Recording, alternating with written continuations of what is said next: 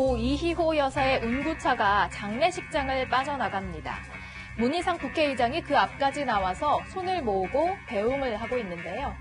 앞서 빈소에서는 울컥하는 모습을 보이기도 했었죠. 문 의장은 자신의 감정을 잘 숨기지 않는 솔직한 성격으로 알려져 있는데요. 지난 2월에는 위안부 문제를 거론하면서 일왕이 사죄해야 한다는 발언으로 일본 측에 큰 반발을 샀습니다. 그럼에도 문 의장은 소신을 굽히지 않았었죠. 마이크가 화가 나니까 삐하잖아요. 글쎄, 이거 왜 이렇게 크게 문제가 되는지 나는 이제 앞에까지 나서서 이러는 거에 대해서 난 도대체 이해할 수가 없어요. 내가 한 그 말은 평상시 내 지론이고 한 번도 바꾸지도 않고 지금 10년 전부터 계속 얘기합니다. 확실하고 분명한 것은 사과할 사안이 아니에요. 이 일은 딱 한 가지예요. 진정 어린 사과예요. 하지만 최근 방한한 하토야마 유키오 전 일본 총리와 점심을 먹으면서 일왕 사죄 발언에 대해서 사과의 뜻을 전했다고 합니다. 하토야마 전 총리는 문 의장에게 한국인 입장에서는 납득할 수 있겠지만 일본인들은 천황까지 거론한 건 실례라고 생각할 수 있다. 이렇게 지적했기 때문인데요. 문 의장은 마음 상한 분들에게 미안함을 전한다면서 공감의 뜻을 전했다고 합니다. 대표적인 지한파인 하토야마 전 일본 총리는 최근 국내 강연에서 위안부 문제야말로 일본이 무한 책임을 져야 한다 이렇게 말했는데요. 비교적 합리적 식견을 가진 것으로 평가받는 하토야마 전 총리의 얘기를 받아들여서 문희상 의장이 한일 관계 개선을 위한 결단을 내린 것이라는 평가가 나옵니다. 네, 또 고 이희호 여사의 추모식에서는요, 황교안 자유한국당 대표와 나경원 원내대표가 한 줄에 앉았는데요. 중간에 끼어앉은 이인영 더불어민주당 원내대표가 조금은 어색하고 불편해 보입니다. 그도 그럴 것이 3일 연속 청와대에서 공격을 당한 한국당의 심기가 매우 좋지 않기 때문이기도 하겠죠. 국민청원 방식으로 정당 해산을 요구하신 것은 내년 4월 총선까지 기다리기에 답답하다, 못 기다리겠다라는 질책으로 보입니다. 주권자인 국민은 국회의원을 견제할 방법이 없습니다. 현재 계류 중인 국회의원 국민소환법이 이번 20대 국회를 통해 완성되기를 간절히 바랍니다. 근데 이제 추경이라는 건 타이밍이 되게 중요하잖아요. 저 그럼 야당이 미우시겠네요?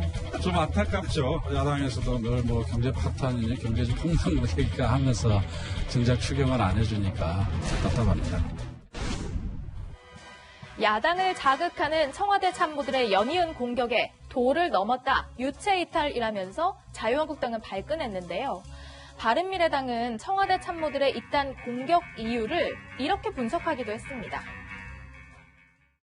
원래 청와대는 여야 싸움도 좀 말리고 국회를 정상화하는데 촉매 역할을 해야 됩니다. 그런데 오히려 청와대는 그 반대로 매일 야당 때리기 앞장서고 있습니다. 총선 출마를 위해서 청와대를 자기 몸값 올리는 수단으로 악용하는 이 비서진들 즉각 모두 청와대에서 내보내주십시오. 주말까지를 마지노선으로 잡고 있는 민주당은 한국당을 뺀 채 6월 국회 소집도 염두에 두고 있는데요.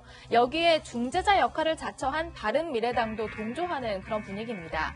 민주평화당, 정의당까지 한국당을 빼고서라도 국회를 열자며 농성을 이어가는 상황에서 막판 협상을 통해 타결이 될지 주목됩니다.